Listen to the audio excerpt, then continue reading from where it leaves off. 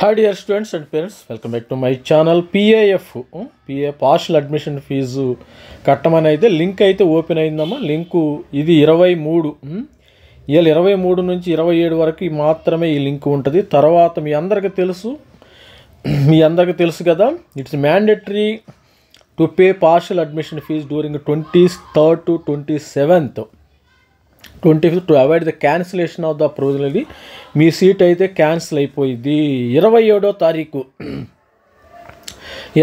తారీఖు సాయంత్రం 5 గంటల లోపు ఎవరైతే పేమెంట్ చేయలేదో వాళ్ళ సీటు క్యాన్సిల్ అయిపోయి సీశాబ్కి వెళ్ళిపోతుంది. తర్వాత నాకు కాల్ చేసి, సార్ నా సీటు పోయింది, నాది వెనక్కి ఇస్తారంటే అది కుదరదమ్మా. ఆల్రెడీ సిస్టమ్ చేసేస్తాయి, ఇక్కడ మనుషులు ఎవరు కూడా చేయరు.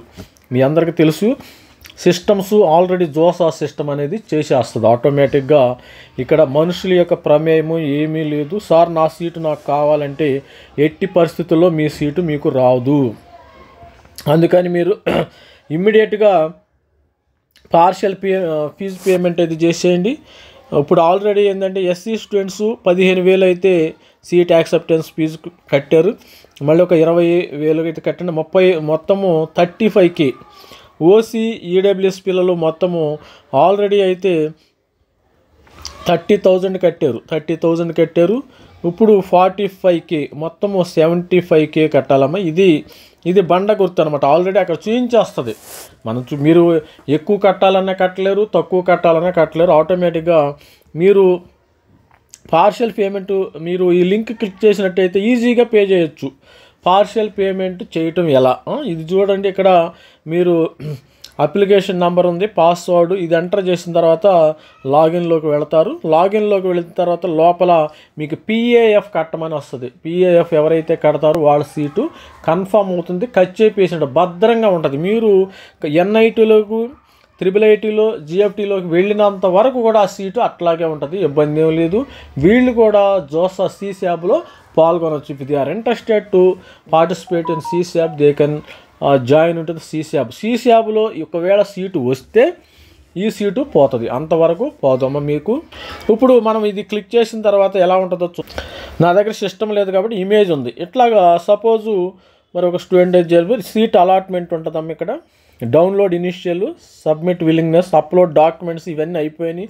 సీట్ యాక్సెప్టెన్స్ ఫీజు మరి ఎస్సీ స్టూడెంట్స్ 15,000, అదేవిధంగా ఓసీ స్టూడెంట్స్ 30,000 అయితే కట్టారు, అయిపోయింది. విల్లింగ్నెస్ ఫ్లోట్ ఆఫ్ ఫ్రీజా అని మరి ఫ్లోట్ కానీ ఫ్రీజ్ కానీ అది అయిపోయింది. ఆ స్టోరీ అంతా అయిపోయింది. ఇక్కడ నెక్స్ట్ మీకు PAF వస్తుంది, గుర్తుపెట్టుకోండి. పార్షియల్ అడ్మిషన్ ఫీజు పేమెంట్ అని ఒకటి వస్తుంది. దీన్ని క్లిక్ చేయండి. మీరు ఇక్కడ PAF అని అయితే క్లిక్ చేయండి. క్లిక్ చేసిన తర్వాత మీకు పేమెంట్ అడిగిద్ది. మీరు డెబిట్ కార్డ్ వాడండి.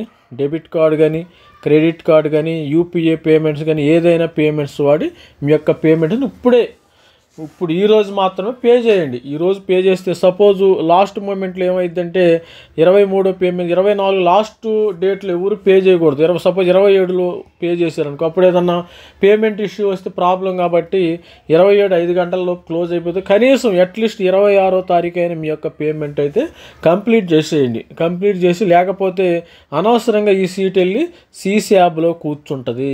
సీశాబ్ రెడీ టు నన్ను తీసుకోండి, నన్ను జోసాలో ఎవరు తీసుకోలేదు కాబట్టి నన్ను సీశాబ్లో పిక్ చేసుకోమని సీశాబ్లోకి వెళ్ళిపోతుంది. ఇది స్టూడెంట్స్. మరి ఎవరైనా ఉంటే ఇక్కడ వచ్చేస్తుంది మీకు PAF అని వచ్చేస్తుంది.